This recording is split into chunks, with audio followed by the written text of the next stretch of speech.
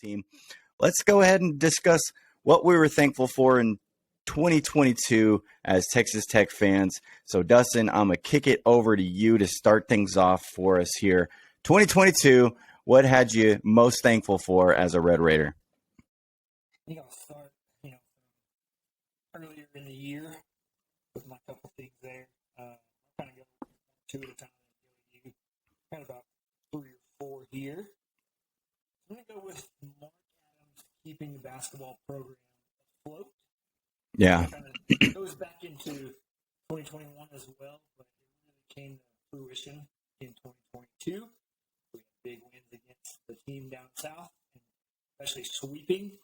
Yeah. And the former coach that left us kind of for dead, that everybody kind of thought and freaking out about, but he, I wouldn't say revived the program, but kept it rolling without any hiccups, really. And that was a great relief. He is still undefeated at home. Yeah. Pretty crazy. 20-plus game win streak there. And we've sold out pretty much every game for him since. So I'm very thankful for Mark Adams and what he's been able to do and level out the crazy ship that was left with him. Yeah, that's a good one because there was a lot of doubts from not necessarily all of Texas Tech fans, but, the Goodmans of the world out there thought Texas Tech would crash and burn and go back to – You made the Sweet 16, no big deal. Yeah, made the Sweet 16, and you played a really good game against Duke in the Sweet 16. So number one pick, Paolo. Yeah, so pretty good year. And like you said, you started off the 2022 part of it strong with wins over Kansas and wins over Baylor. And of course, you swept Texas last year. So, thankful for Mark Adams. I'll keep on the coaching thankfulness here, and I'm going to take out Joey Maguire for us here. I'll pile on with this one. Yeah. So we'll stay on that coaching theme to get things started. But I'm thankful for Joey Maguire and bringing energy and all of this back to our Texas Tech football program, which desperately needed to get back on track. And in one season, one full year with Joey Maguire, things are already starting to look bright. The future looks great. Recruiting, which we'll get into, but winning games, beating Texas, beating Oklahoma, a lot of things in there. Winning at home, giving us a reason to show up at the Jones. Again, just super thankful for Joey Maguire and the energy that he has brought back into the football program, which has coincided with a bunch of donations and a bunch of improvements coming our way. And so really none of that is possible without having a head man like Joey Maguire. And we'll get into recruiting in a little bit too, but best recruiting class we've had in over 10 years in the first year. That's almost unheard of. Unless you're a blue blood kind of program, and we're not. And he's by far the most energetic coach that we've ever seen and done. Leach was charismatic in his own way and had an electric offense. Right. But personality-wise, he was, just kind of a weird dude, but not super energetic like that. Yeah. Cliff was kind of the same way, and Matt Wells just kind of sucked. Hubbard just kind of sucked. So very different and energetic. And quick story, we got to meet Joey Maguire at Jimmy's last week. Yeah. He was just in the back room celebrating signing day with his coaching staff and having a few margaritas and whatnot. And came to wish our friend Tori happy birthday and did a DP shootout with her. And exact same dude. He just came down the hall. Hi, who's Tori? I heard it's your birthday. Same dude all the time. Awesome. Going. So, very thankful for him and the staff he's put together and recruiting class and just energy nonstop. I'm glad to be here, Yeah. We've had a couple coaches also previously that mentioned that weren't even glad to be here. So, gets West Texas, gets the culture, gets the fan base, just understands all of it and embraces it.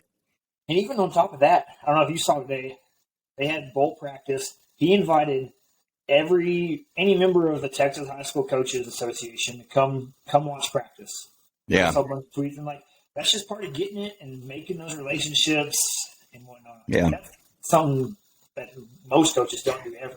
Yeah, and never losing his roots, never throwing those out the window, always realizing kind of like he said when we hired him, he's like, I'm a high school coach coaching college football. Like he still embraces that. And so just, really cool. Really I'm really thankful for him. excited to see where he goes this in 23 and 24. Yeah. Yeah, it just feels it just feels like the future is so bright now when it seemed so bleak for so long. Yeah. So finally, nice to have that energy back in the football program. I was very tired of saying, "Is it basketball season already? When is it baseball season?" Stuff like that. And now you can be like, "Hey, is it football season yet?" Like you can say that and mean it. So football's been kind of dead the last few weeks. It's just being the in-between bowl season, and then recruiting comes around and we get pumped up again. Yep. So, Dustin, I'll kick it over to you again. What else are you thankful for from 2022? Stay football or go back to basketball? I got one of each left. Let's stay right with the football right here. Okay. This is going to be a little twisty-turvy for you. I'm thankful for the 3 quarterback system that we had this year. Wow. Shocker. It's working out that we had 3 competent quarterbacks to get us through 12 games. Yeah. Each of them started 4 of them. And without all 3 of them, who knows, some of those games could have gone south. Like, we needed all 3 of them in very critical points of the season. And I know we were making fun of and hated the whole, we're going to use all 3 of them. Well, we needed to by the end of the year to get through a lot of these games. So I'm thankful that we had Chuck and Morton and Donovan, and all of them are good in their own right and competent and whatnot and ballers to get us through and win some games all on their own. So thankful for all 3 of them and their 3 quarterback system. Yeah, and to kind of tag along with that, I'm thankful that we hyped up the quarterback room like we did before the season started, and it kind of panned out that way. Because we all, not just Tailgate Talks, it was Talking Tech, it was Ramblin' Raiders, it was like every podcast we're like, we have such a deep quarterback room, and it came true. All 3 of them won important games for you this year, so and played important moments for you, and so you were able to see that actually come to fruition, and it was really nice, and you don't get here without having those 3 quarterbacks and the unfortunate injury luck that we have. Not thankful for that.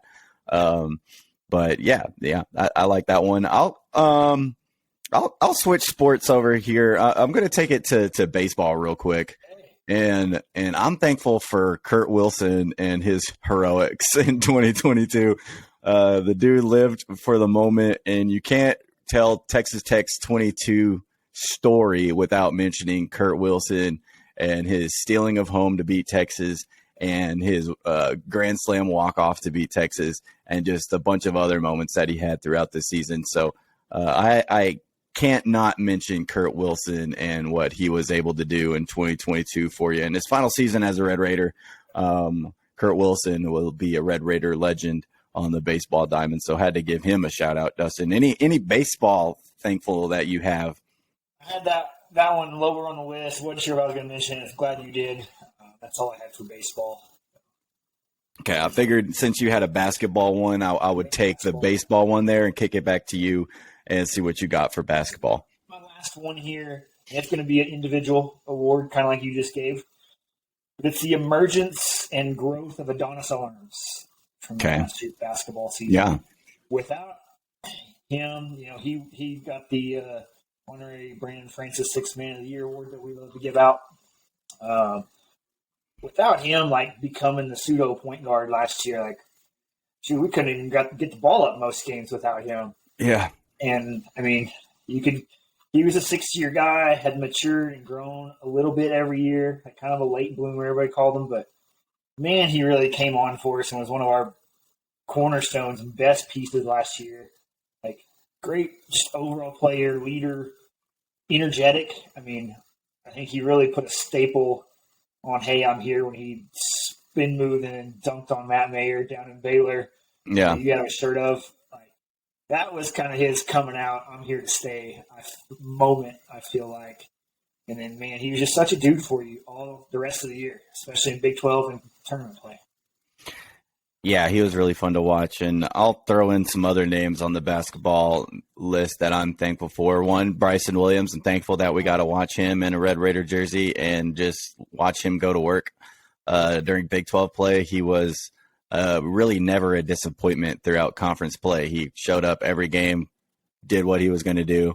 And just consistently dominant on offense. That was really fun to watch. And I got to shout out Kevin O'Banner because he was a part of that team last year that made it to the Sweet 16 run. And he's back this year. So we get, one more year of getting to watch Kevin O'Banner, and he's kind of been carrying you points wise this season, putting up like 20 points a game here recently. Been really, really fun to watch him attack the glass, hit some threes, and then just go to work down low. So I felt like you couldn't not mention Kevin O'Banner with him being the big returner from last year. But I'm also thankful for Daniel Bacho, who didn't get a lot of run last year, but has been amazing so far this season. So I'm thankful for his emergence. Big time. More on your list. Yeah, just beating Texas, man. We had a lot of wins over Texas in 2022. And everything. And you don't normally have that. We beat them in baseball. We beat them in basketball. We beat them in football. And so I'm very thankful for that. Yeah. Yeah, you lost one baseball game in that 3-game set. But other than that, lots of wins over that university. Even the women's basketball team got a victory over them in Austin last year. So lots of winning against Texas is always really fun. And we just don't have a lot of those years where you get to say like you dominated them like that, including a football win. So, thankful for that. So, had to. Yeah, horns down, an appropriate time to do horns down. We are the guys who determine whether it's appropriate time for swag surf and when it's an appropriate time to do the horns down. That was an appropriate time.